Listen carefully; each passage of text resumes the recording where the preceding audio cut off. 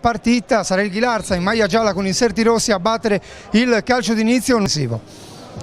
Il lancio di Nanni a pescare Tico, attenzione perché Tico è andato via Frau, la conclusione.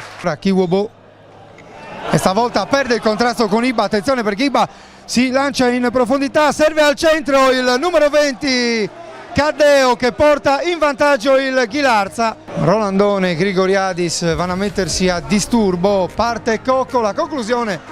Attenzione a Cocco che va via da Zey, mette il cross di sinistro e poi ci ha provato Rosano in spaccata. Attenzione perché l'azione va avanti con Flavioni sulla sinistra, il suo cross fuori misura per tutti, la rimette al centro, Russo e poi c'è il gol. Saroni. Palla al centro, Cilina di testa e la palla finisce sul fondo. Sterzata, il suo tocco all'indietro per Ticco, attenzione siamo ai 25 metri, ci prova Ticco e colpisce la parte alta della traversa. De Solis, molto caparbio, serve Caddeo, la conclusione di Caddeo.